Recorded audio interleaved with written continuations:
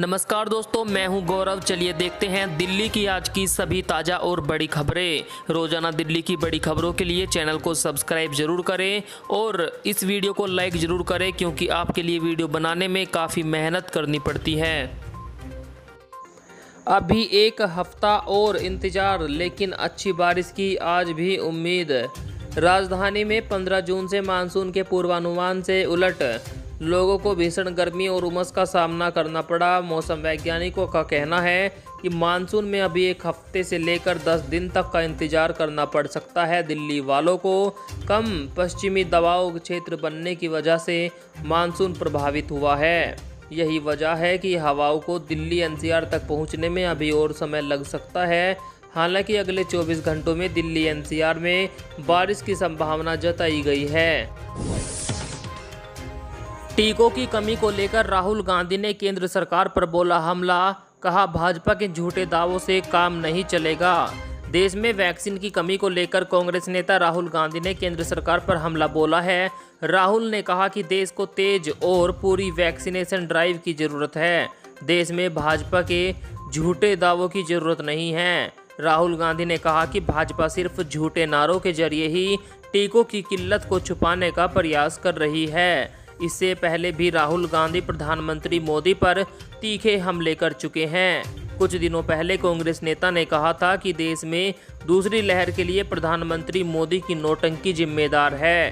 कांग्रेस के पूर्व अध्यक्ष राहुल गांधी ने कहा कि इस वक्त देश में कोरोना रोधी टीकों की कमी पर पर्दा डालने के लिए भाजपा के चिर परिचित झूठ और नारों की जरूरत नहीं, बल्कि त्वरित और संपूर्ण रूप से टीकाकरण करना इस समय की आवश्यकता है।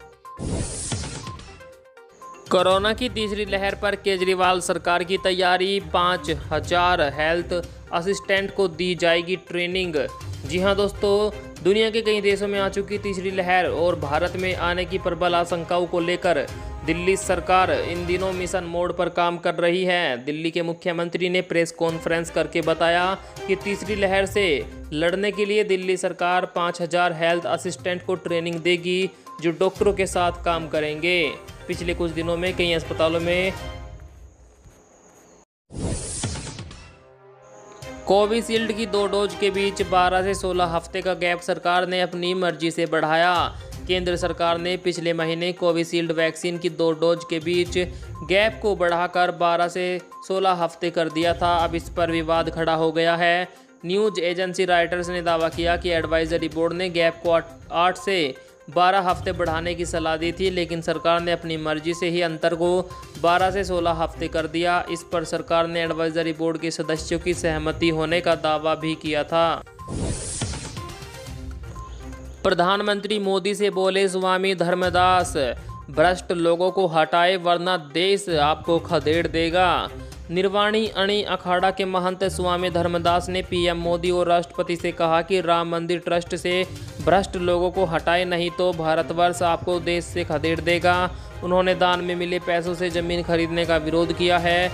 इसके अलावा उन्होंने ट्रस्ट के महासचिव चंपत राय को पद से हटाने की मांग की। उन्होंने कहा कि लोगों ने पैसा मंदिर निर्माण के लिए दिया है, ना कि किसी धर्मशाला की जमीन खरीदने के लिए। दिल्ली में अनहोनी से बचने के लिए महिला ने घर में पाला कछुआ, हुई गिरफ्तार। पंजाबी बाग इलाके में अनहोनी को शांत करने के लिए अपने घर में कछुआ पालना एक महिला को भारी पड़ गया। पुलिस ने एक सूचना पर महिला के घर से कछुए को मुक्त कराया है। बताया जा रहा है कि कछुआ लुप्त प्राय प्रजाति का है। पुलिस ने महिला के खिलाफ वन्य जीव संरक्षण अधिनियम के तहत मामला दर्ज करके उसे गिरफ्तार कर लिया। पुलिस मामले की छानबीन में जुटी हुई है। और बीते 24 घंटों के दौरान दिल्ली में क्या है कोरोना की स्थिति, आइए डालते हैं नज़र। राष्ट्रीय राजधानी दिल्ली में कोरोना के नए मामलों की संख्या पिछले कुछ दिनों से 200 के आसपास बनी हुई है। स्वास्थ्य विभाग के मुताबिक बीते 24 घंटों में दिल्ली में कोरोना के 212 नए मामले सामने आए और 25 मरीजों की मौत हुई। इतने ही समय में 516 मरीज संक्रमण से उभरे और ठीक होकर अपने घर पहुंचे। शहर में अब तक 14,31,710 लोग कोरोना से संक्रमित हो चुके हैं। इनमें से 14,04,085 मरीज ठीक हो चुके हैं। 24,876 मरीजों की मौत हो गई। दिल्ली में इस समय कुल 2749 लोग कोरोना से संक्रमित हैं, जिनका इलाज चल रहा है। बच्चों के लिए सुरक्षा कवच हुआ तैयार, बंदरों को लगाई गई वैक्सीन रही कामयाब। अमेरिका में बच्चों के लिए 2 वैक्सीन तैयार की जा रही है। दोनों वैक्सीन शुरुआती टेस्टिंग ट्रायल में कारगर साबित हुई। इन दोनों वैक्सीन का बंदर की एक प्रजाति रिसस मैकाक के बच्चों पर परीक्षण किया गया।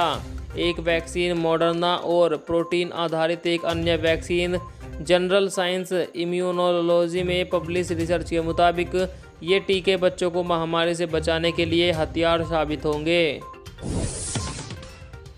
दिल्ली में मास्टर प्लान, सुरक्षा होगी पुख्ता तभी राजधानी की रातें हो सकेंगी गुलजार। दिल्ली वासियों को अब रोज़मर्रा की ज़रूरत के लिए अलग वक्त निकालने की चिंता नहीं होगी। दफ्तर आने जाने के दौरान भी अपने ज़रूरी काम कर सकेंगे। घूमना फिरना, मौज मस्ती या शॉपिंग, दिन हो या रात, 24 घंटे दिल्ली गुलजार रहेगी। मास्टर प्लान 2041 के मसौदे में नाइट इकोनॉमी को बढ़ावा देने के लिहाज से वाणिज्यिक परिसरों को 24 घंटे खुला रखने का प्रस्ताव है। इसे अमली जामा पहनाने से दिल्ली वासियों की जीवन शैली में बदलाव के साथ साथ कारोबार में बढ़ोतरी से दिल्ली की आर्थिक सेहत में भी सुधार होगा। इसके लिए ज़रूरी है कि रात के वक्त सुरक्षा इंतजाम को और पुख्ता किया जाए। दरअसल एक मास्टर प्लान तैयार किया गया है जिसमें दिल्ली को ऐसा बना दिया जाएगा कि यहाँ दिन रात एक जैसे रहेंगे। सभी सुविधाएं, सभी सर्विस दिन में और रात में एक जैसे चलती रहेगी। रात दिन में कोई फ़र्क नहीं होगा। जो व्यक्ति दिन में काम करते हैं वही रात को भी उसी तरह काम कर सकेंगे। कोवैक्सीन में गाय के बछड़े का खून की अफवाह, सरकार ने बताई सच्चाई। सोशल मीडिया पर कोवैक्सीन को लेकर एक अफवाह फैल रही है जिसमें दावा किया जा रहा है कि इसमें गाय के नवजात बछड़े का खून मिलाया गया है। इस पर केंद्र सरकार ने कहा कि तथ्यों को तोड़ मरोड़ कर और गलत ढंग से पेश किया जा रहा है। हेल्थ मिनिस्ट्री की ओर से जारी बयान में कहा गया कि नवजात बछड़े के सीरम का इस्तेमाल सिर्फ वैरो सेल्स को तैयार करने और विकसित करने के लिए ही किया जाता है। 12वीं से पहले आ सकता है 10वीं का परिणाम, सीबीएसई स्कूलों में। केंद्रीय माध्यमिक शिक्षा बोर्ड यानी सीबीएसई की 10वीं कक्षा का रिजल्ट 12वीं से पहले जारी किया जा सकता है। 10वीं का रिजल्ट सभी जोन का एक साथ निकाला जाएगा या प्रत्येक जोन का अलग अलग जारी होगा, इस पर अभी कोई फैसला नहीं किया गया। बोर्ड ने पहले ही स्कूलों को 10वीं के मिड टर्म, प्री बोर्ड और यूनिट टेस्ट के अंक देने के लिए 30 जून तक का समय दिया हुआ है। केंद्र सरकार के नए परिवहन कानून को लेकर सुप्रीम कोर्ट जा सकती है दिल्ली सरकार। पुराने वाहनों को लेकर केंद्र सरकार की गाइडलाइन आने के बाद दिल्ली सरकार ने कहा कि इसे लेकर अगर उसे सुप्रीम कोर्ट जाना पड़े तो वह जाएंगे। दिल्ली के ट्रांसपोर्ट मंत्री कैलाश गहलोत ने कहा कि केंद्रीय ट्रांसपोर्ट मंत्रालय ने गाइडलाइन जारी की है कि गाड़ी की डेट एक्सपायर होने के बाद भी अगर वह पूरी तरह से फिट है तो सड़क पर चलाई जा सकती है। लेकिन यह स्थिति दिल्ली के लिए अजीब स्थिति है। कैलाश गहलोत ने आगे कहा कि एनजीटी और सुप्रीम कोर्ट के आदेश अनुसार पेट्रोल डीजल की गाड़ियों की उम्र 10 साल और 15 साल होती है। अब यह 2 साल पूरे हो जाते हैं तो वाहनों का रजिस्ट्रेशन अपने आप निलंबित हो जाता है। प्रियंका गांधी का आग्रह, राम मंदिर ट्रस्ट से जुड़े घोटाले की जांच करवाए सुप्रीम कोर्ट। बेनामे और रजिस्ट्री में गवाहों के नाम है समान। कांग्रेस महासचिव प्रियंका गांधी ने श्री राम जन्मभूमि तीर्थ क्षेत्र ट्रस्ट से संबंधित जमीनी सौदे में लगे भ्रष्टाचार के आरोप को लेकर कहा कि उच्चतम न्यायालय को अपनी निगरानी में इस मामले की जांच करानी चाहिए। उन्होंने फेसबुक पोस्ट में कहा कि 2 करोड़ रुपए मूल्य की जमीन सिर्फ 5 मिनटों के बाद प्रधानमंत्री द्वारा बनाए गए श्री राम मंदिर निर्माण ट्रस्ट की ओर से 18 करोड़ 50 लाख रुपए में खरीद ली गई। यानी जमीन की कीमत 5.5 लाख रुपए प्रति सेकंड के हिसाब से बढ़ गई। यह सारा पैसा हिंदुस्तान की जनता द्वारा मंदिर निर्माण के लिए दान के रूप में दिया गया था। उन्होंने दावा किया कि जमीन की खरीद बिक्री से संबंधित बैनामे और रजिस्ट्री में गवाहों के नाम समान हैं। एक गवाह मंदिर ट्रस्ट के ट्रस्टी है जो आरएसएस के पूर्व प्रांतीय कार्यवाहक रहे और दूसरे गवाह भाजपा नेता एवं अयोध्या के महापौर है। अपनी दुकान का सपना देख रहे दिल्ली के लोगों के लिए सुनहरा मौका। इस बार 125 तैयार दुकानों की होगी डीडीए के द्वारा नीलामी।